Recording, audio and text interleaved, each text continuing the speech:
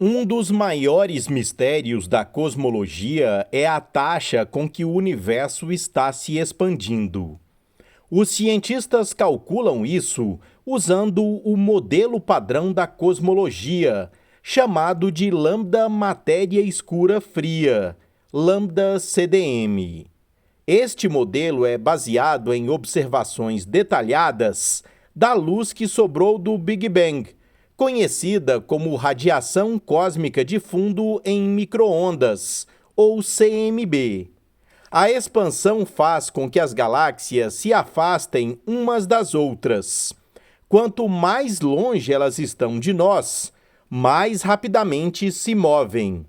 A relação entre a velocidade e a distância de uma galáxia é governada pela constante de Hubble, que é de cerca de 70 km por segundo por megaparsec. Megaparsec é uma unidade de comprimento em astronomia, equivalente a 3.260.000 anos-luz.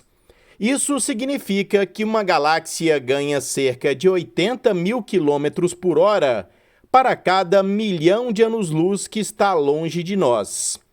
Mas quando medimos a taxa de expansão do universo usando galáxias próximas e supernovas, estrelas gigantes em explosão, ela é 10% maior do que quando previmos com base na CMB.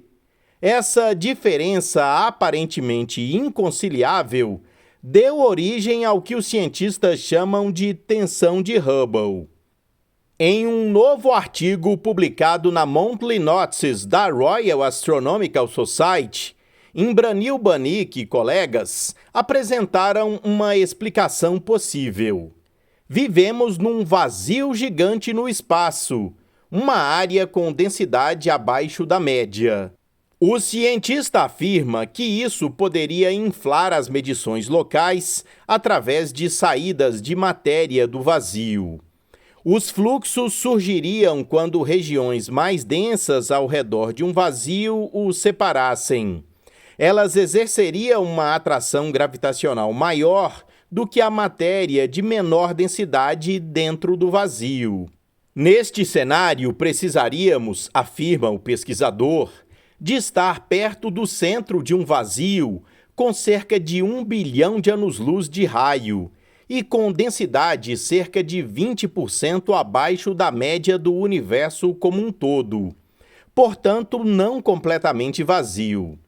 Um vazio tão grande e profundo é inesperado no modelo padrão e, portanto, controverso. A radiação cósmica de fundo fornece um retrato da estrutura do universo infantil, sugerindo que a matéria hoje deveria estar espalhada de maneira bastante uniforme. No entanto, contar diretamente o número de galáxias em diferentes regiões sugere que de fato estamos num vazio local. O grande vazio teria surgido a partir de uma pequena flutuação de densidade em tempos primitivos. Para testar a viabilidade desta ideia, os cientistas fizeram os cálculos deixando de lado o modelo padrão lambda CDM e usaram uma teoria alternativa chamada dinâmica newtoniana modificada, MOND. A MOND foi originalmente proposta para explicar anomalias nas velocidades de rotação das galáxias, o que levou à sugestão de uma substância invisível chamada matéria escura. A MOND, em vez disso, sugere que as anomalias podem ser explicadas pela quebra da lei da gravidade de Newton quando a atração gravitacional é muito fraca, como é o caso nas regiões externas das galáxias. A história geral da expansão cósmica na MOND seria semelhante ao modelo padrão, mas estruturas como os aglomerados de galáxias cresceriam mais rapidamente na MOND.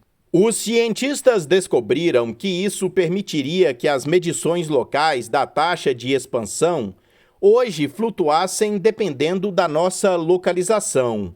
Observações recentes de galáxias permitiram um novo teste crucial do nosso modelo com base na velocidade que ele prevê em diferentes locais. Isso pode ser feito medindo algo chamado de fluxo volumétrico, que é a velocidade média da matéria em uma determinada esfera, densa ou não. Isso varia com o raio da esfera, com observações recentes mostrando que continua até 1 bilhão de anos-luz. Curiosamente, o fluxo volumétrico de galáxias nesta escala quadruplicou a velocidade esperada no modelo padrão.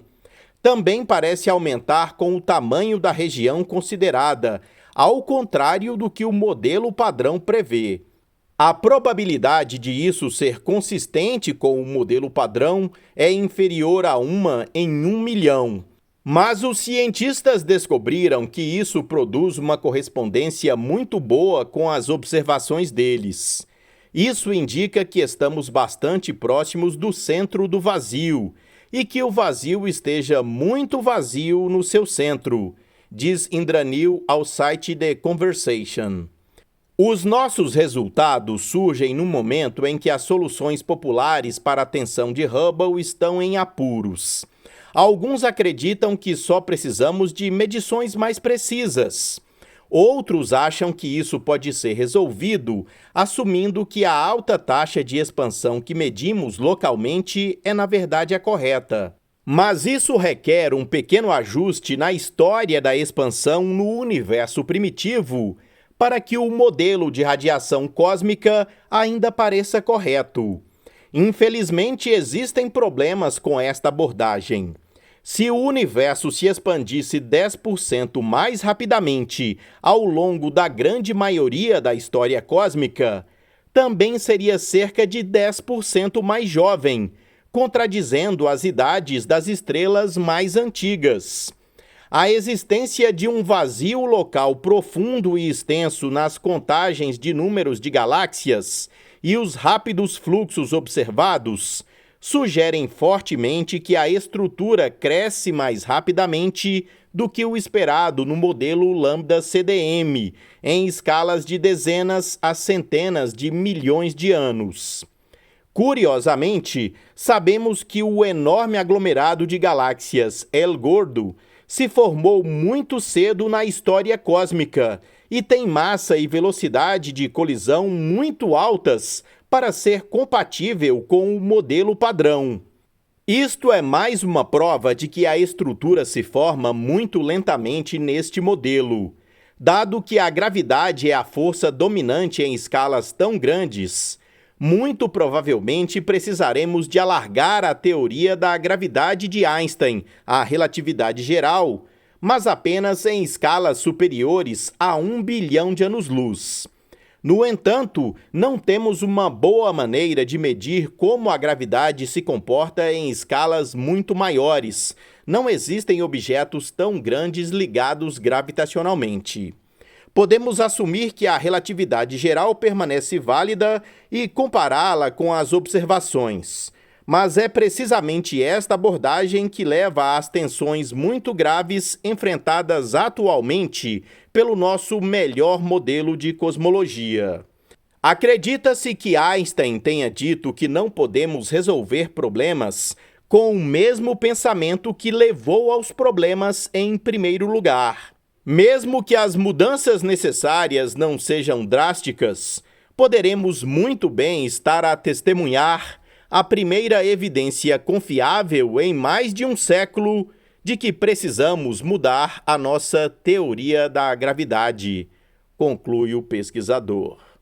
Este foi o Minuto News, uma pílula que atrai você com notícias sobre ciências.